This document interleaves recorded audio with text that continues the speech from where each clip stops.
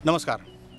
आज आपण कृषी विद्या विभागाच्या भात क्षेत्रावरती उभे आहोत आणि या ठिकाणी आपण भातावरील महत्त्वाच्या ज्या किडी आहेत त्याचं ओळख, त्याचं नुकसान कसं होतं आणि त्याचं व्यवस्थापन कसं करायचं याबाबत आपण थोडक्यात माहिती घेणार आहोत. भातामध्ये कोकण किनारपट्टी जो आहे त्यामध्ये ठाणे, रायगड, रत्नागिरी, सिंधुदुर्ग या चारही जिल्ह्यामध्ये भातावरील जी महत्त्वाची कीड येते आणि ती म्हणजे आहे खोडकिडा, ज्याला आपण पिवळा खोडकिडा म्हणतो. स्क्रिप्टोफागा इन्सर्टिडस असे याचं शास्त्रीय नाव आहे आणि ही पतंगवर्गीय कीड आहे आणि याचा प्रादुर्भाव जो आहे तो रोपवाटिकेपासून ते भात पसवेपर्यंत म्हणजे भाताची लोंब बाहेर येईपर्यंत या कुठल्याही अवस्थेमध्ये होऊ शकतो.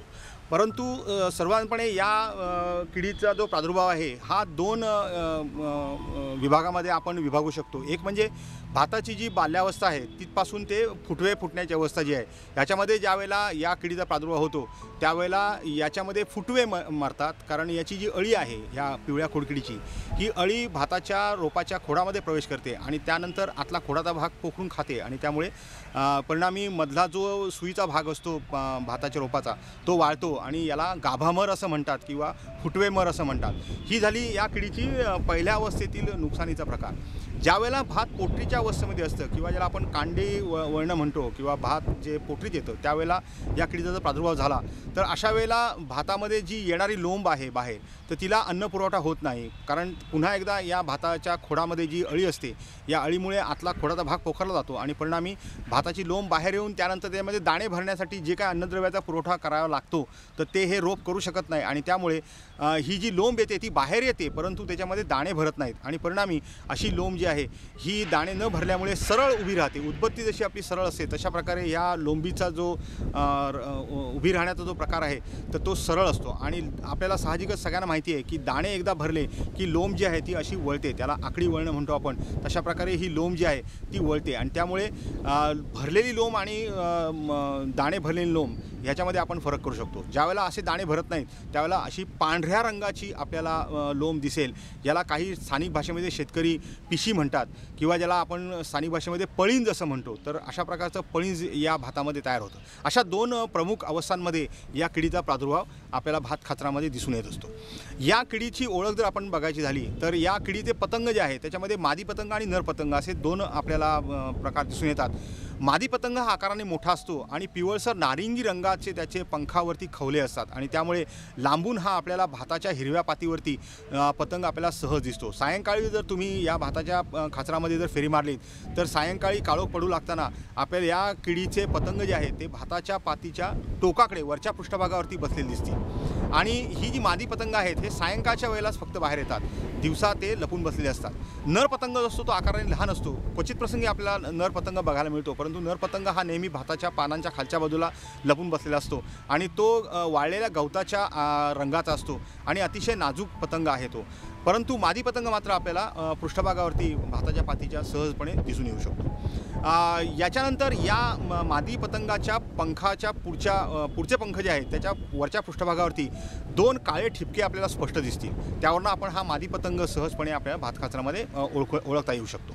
याचे अंडीपुंज जे आहेत हे अंडीपुंज देखील आपल्याला ओळखता येऊ शकतात. अंडाकृती किंवा लंबगोलाकार असे याचे अंडीपुंज असतात आणि तपकिरी रंगाच्या केसांनी ही अंडी जी आहेत ती झाकलेली असतात आणि अशा प्रकारचे गोलाकार अंडीपुंज आपल्याला भाताच्या पातीच्या टोकावरती घातलेली दिसतील. या किडीमध्ये अंडी घालण्याची जी जागा आहे ही ठराविक आहे. ही इतर कुठे अंडी घालत नाही तर भाताच्या पातीच्या टोकावर वरच्या पृष्ठभागावरती हे अंडाकृती अंडीपुंज घातलेले असतात. एका अंडीपुंजामध्ये साधारणपणे 40 ते 50 अंडी असतात आणि असे 4 ते 5 अंडीपुंज एक मादी पतंग आपल्या शेतामध्ये घालू शकतो. ज्यावेळेला याच्यातून अळ्या बाहेर येतात त्यावेळेला प्रथमावस्थेतील अळी जी आहे ती अतिशय बारीक असते आणि त्यामुळे ती भाताची जी पात आहे ती कुरतडते आणि त्या कुरतडलेल्या भाताचे बारीक बारीक तुकडे जे आहेत ते तुकडे खाऊन आपली उपजीविका सुरू करते.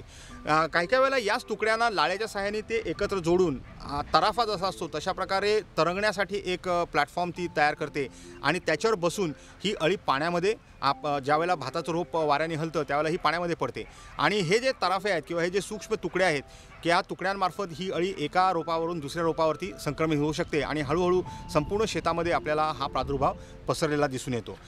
ज्यावेळेला अळी खोडामध्ये प्रवेश करते त्यावेळेला खोडामध्ये जाण्याचं जे छिद्र आहे ते अतिशय लहान असतं आणि त्यामुळे आपल्याला खोडावरती हे छिद्र दिसून येत नाही.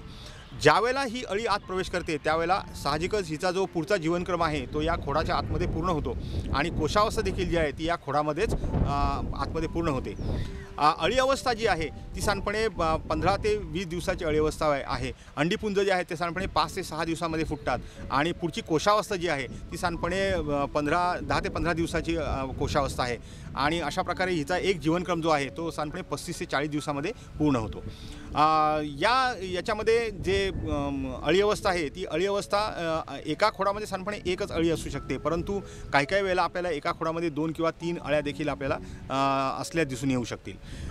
याचा दुष्परिणाम जो आहे या अळीचा किंवा या पिकावरती होणारा जो परिणाम आहे तो मगाशी मी सांगितलेला आहे. याच्यामध्ये गाभा मर होणे हा एक प्रकार आहे, ज्याच्यामुळे भाताला जे फुटवे फुटतात त्यांची संख्या कमी होते आणि परिणामी तुमच्या उत्पादनावरती घट येऊ शकते. आणि पुढचा जो त्याचा नुकसान होतं ज्यावेळेला भात पोटरी अवस्थेमध्ये असतं त्यावेळेला जर या किडीचा प्रादुर्भाव झाला तर अशा वेळेला या किडीमुळे हे पळींज निर्माण होतं किंवा न भरलेली जी लोंबी आहे ती तयार होते आणि त्यामुळे साहजिकच जो नुकसान होतं ते ह्या प्रकारच्या नुकसानीमध्ये जास्त प्रकारात होतं. कारण याच्यानंतर भाताचं पीक जे आहे ते कापणी अवस्थेत येतं आणि त्यानंतर ह्या ज्या लोंब्या आहेत या लोंब्यांपासून शेतकऱ्याला दाणे मिळत नाहीत, परिणामी शेतकऱ्याचं आतोनात नुकसान होऊ शकतं. कधीकधी या किडीचा प्रादुर्भाव हा 70 ते 80% सुद्धा जाऊ शकतो. म्हणजे तुमच्या शेतामधलं बहुतांश जे पीक आहे या पिकाला तुम्हाला पांढऱ्या लोंब्या आल्या दिसतील. या किडीचा प्रादुर्भाव विशेष करून ठाणे आणि रायगड या 2 जिल्ह्यामध्ये मोठ्या प्रमाणात दिसून येतो, कारण हे या किडीचे 2 हॉटस्पॉट आहेत किंवा संवेदनशील अशी क्षेत्र आहेत किंवा ते जिल्हे आहेत. याच्यामध्ये काही ठिकाणी या ठिकाणी दुबार भात पीक घेतलं जातं, म्हणजे विशेष करून कालव्यावरती जे भात पीक घेतलं जातं त्यामुळे या किडीला वाढीसाठी दोन्हीही सीझनला किंवा दोन्हीही हंगामामध्ये भात पीक उपलब्ध होतं आणि परिणामी या 2 जिल्ह्यामध्ये या किडीचा प्रादुर्भाव बऱ्या प्रकारे पसरलेला आहे. रत्नागिरी आणि सिंधुदुर्ग या जिल्ह्यामध्ये मात्र या किडीचा प्रादुर्भाव अजूनही मोठ्या प्रमाणात नाही आहे, पण 5 ते 10% या किडीचा प्रादुर्भाव या दोन्ही जिल्ह्यामध्ये दिसून येतो. या किडीचं व्यवस्थापन करताना आपल्याला रोपवाटिकेपासून सुरुवात करावी लागेल. रोपवाटिका ज्याला आपण तयार करतो त्यावेळेला ज्याला आपण म्हणजे बियाणं पेरतो त्यानंतर बियाणं पेरून 3 ते 4 दिवसामध्ये आपल्याला रोप रुजून येतं. अशा वेळेला या रोपवाटिकेमध्येच या किडीचा प्रादुर्भाव सुरू होतो. हे जे मादी पतंग आहेत ते पाऊस सुरुवात झाली की त्यावेळेला हे पतंग जे आहेत ते पतंग बाहेर पडतात. याची जी अळी अवस्था आहे ही अळी अवस्था ज्यावेळेला आपलं भात पीक कापून पूर्ण होतं त्यावेळेला जी धसकट राहतात खाली त्या धसकटामध्ये ही अळी अवस्था सुप्तावस्थेत जाते आणि पुढच्या हंगामामध्ये ज्यावेळेला आपण रोपवाटिका तयार केली असते त्यावेळेला जेव्हा पाऊस सुरू होतो त्यावेळेला याच अळ्यांपासून हे पतंग तयार होतात आणि आपल्या रोपवाटिकेवरती या किडीची अंडी आपल्याला घातलेली दिसून येतात. या अळ्या ज्या आहेत त्या प्रत्येक रोपामध्ये प्रवेश करतात आणि परिणामी रोपवाटिकेतली रोपं सुद्धा मरतात आणि त्यामुळे तुम्हाला जी प्रोडक्टिव्ह रोपं किंवा जी उत्पादन देणारी रोपं जी आहेत त्यांची संख्या कमी होते, परिणामी आपल्याला उत्पादनामध्ये घट येते. त्यामुळे रोपवाटिकेमध्ये आपल्याला याचं व्यवस्थापन करणं गरजेचं आहे. जमिनीमध्ये ओलावा असताना हेक्टरी 16.5 किलो 3% दाणेदार कार्बोफ्युरॉन किंवा 4% कार्डॅप हायड्रोक्लोराईड 19 किलो किंवा फिप्रोनिल 0.3% दाणेदार कीटकनाशक 21 किलो किंवा क्लोराईन टर्नरिप्रोल हे 0.4% दाणेदार कीटकनाशक 10 किलो प्रति हेक्टरी या प्रमाणामध्ये आपण जमिनीमध्ये मिसळून देऊ शकतो. दाणेदार कीटकनाशक जर उपलब्ध नसेल तर अशा वेळेला आपण कार्डॅप हायड्रोक्लोराईड 50% पाण्यात विरघळणारी भुकटी जी आहे ती 20 ग्रॅम प्रति 10 लिटर पाण्यामध्ये मिसळून त्याची फवारणी देखील आपण करू शकतो. परंतु भातखाचरामध्ये फवारणी करण्याला काही मर्यादा पडतात. विशेष करून कोकणामध्ये जो पर्जन्यवृष्टी होते त्यामुळे आपल्याला फवारणी करता येत नाही. अशा वेळेला आपल्याला जी वरती सांगितली दाणेदार कीटकनाशकं आहेत तर त्याचा वापर जर केला तर आपल्याला त्याचे चांगले परिणाम दिसून येतात. ह्याच कीटकनाशकांचा वापर आपण 15 दिवसानंतर जेव्हा आपण पुनर्लागवड करतो तर त्यावेळेला जर खोडकिडीचा प्रादुर्भाव दिसून आला तर अशा वेळेला ही जी कीटकनाशकं आता मी मागे सांगितलेली आहेत त्यापैकी जे उपलब्ध कीटकनाशक आपल्याकडे असेल दाणेदार विशेष करून दाणेदार कीटकनाशक जे असेल तर त्याचा आपण सांगितलेल्या पद्धतीप्रमाणे जमिनीमध्ये वापर करावा. दुसरा एक याच्यावरती उपाय आपण करू शकतो की ही जी मादी पतंग आहे हा मादी पतंग प्रकाशाकडे आकर्षित होतो आणि त्यामुळे छोट्या प्रकारामध्ये आपण जर प्रकाश पिंजरे या ठिकाणी रोपवाटिकेच्या आसपास 1 किंवा 2 जर उभे केले आणि त्या ठिकाणी एखादं घमेलं आणि त्यामध्ये रॉकेल मिश्रित पाणी टाकून जर आपण असे छोटे ज्याला आपण लाईट ट्रॅप म्हणतो किंवा प्रकाश पिंजरे म्हणतो हे जर रोपवाटिकेच्या वेळेला आपण तयार केले तर अशा वेळेला पावसाच्या सुरुवातीला हे जे पतंग या रोपवाटिकेवरती अंडी घालायला येतात तर ते आपण या प्रकाश पिंजऱ्यामध्ये आकर्षित करून मारू शकतो. त्यानंतर ज्यावेळेला आपण भात कापणी करणार आहोत किंवा ज्यावेळेला भात पसवणार आहे आणि त्यानंतर पसवल्यानंतर भाताची लोंब ज्यावेळेला वाळते त्यानंतर आपण भात कापणीला जातो त्यावेळेला कापणीच्या वेळेला या कापणीसाठी यासाठी डॉक्टर बाळासाहेब सावंत कोकण कृषी विद्यापीठाने वैभव नावाचा एक विळा विकसित केला आहे, ज्याचं पातं जे आहे ते एक विशिष्ट कोनामध्ये तयार केलेलं आहे आणि आता हे दोन्ही डाव्या आणि उजव्या दोन्ही हातासाठी उपलब्ध आहेत वेळ. तर त्याचा विळ्याला एक करवतीसारखं पातं आहे आणि त्याद्वारे आपण जमिनीच्या अतिशय लगत या भात पिकाची कापणी करू शकतो. याच्या मागचा उद्देश असा आहे की मगाशी मी जेव्हा बोलताना सांगितलं की याच्या अळ्या ज्या आहेत, या भात पीक पूर्ण झाल्यानंतर कापणी झाल्यानंतर त्याची जी शेवटची अळीवस्था आहे ती या धसकटामध्ये सुप्तावस्थेत जाते. त्यामुळे जेवढी आपण जमिनीलगत भाताची कापणी करू तेवढी आपल्या शेतामध्ये निर्माण होणाऱ्या ज्या सुप्तावस्थेतील अळ्या आहेत त्याचं प्रमाण आपण कमी करू शकतो आणि ते जेव्हा आपण पेंढ्यामार्फत शेताच्या बाहेर काढू त्याला पुढील हंगामामध्ये ज्या किडीचा प्रादुर्भाव होणार आहे तो आपल्याला बऱ्याच प्रमाणामध्ये आपल्याला रोखता येऊ शकतो. याबरोबर आपण लागवड केल्यानंतर देखील मगाशी जो प्रकाश पिंजरा सांगितला तो प्रकाश पिंजरा आपण लावू शकतो. या प्रकाश पिंजऱ्यामध्ये आपल्याला मादी पतंग आकर्षित होणार आहेत आणि त्यामुळे परिणामी भात खाचरामध्ये अंडी घालण्याचं प्रमाण जे आहे तेही कमी होणार आहे. परंतु मित्रांनो, आपल्याला एक गोष्ट लक्षात ठेवायची आहे की प्रकाश पिंजरा जो आहे तो सायंकाळी 6 वाजल्यानंतर किंवा काळोख पडायला लागल्यानंतर सुरू करायचा आहे आणि साधारणपणे 2 तास आपल्याला चालू ठेवायचा आहे. कारण 2 तासाच्या पेक्षा जास्त आपण हा ठेवू नये, कारण या प्रकाशाला काही भक्षक कीटक जे या किडींवरती उपयोग करणार आहेत ते देखील या प्रकाश पिंजऱ्यामध्ये आकर्षित होऊन मरू शकतात आणि त्यांना वाचवण्याकरता म्हणून आपण हा प्रकाश पिंजरा जो आहे तो साधारणपणे 2 तास सायंकाळी आपण चालू करायचा आहे. दर दिवशी आपण हा सायंकाळी प्रकाश पिंजरा चालू ठेवला तर याच्यामध्ये आपल्याला मादी पतंग आकर्षित करून मारता येऊ शकतात. अंडीपुंज ज्यावेळेला आपण शेतामध्ये आपण फेरी मारतो त्यावेळेला काही वेळेला आपल्याला भाताच्या पातीच्या टोकाकडे करड्या रंगाच्या केसामध्ये झाकलेले अंडीपुंज आपल्याला दिसतील.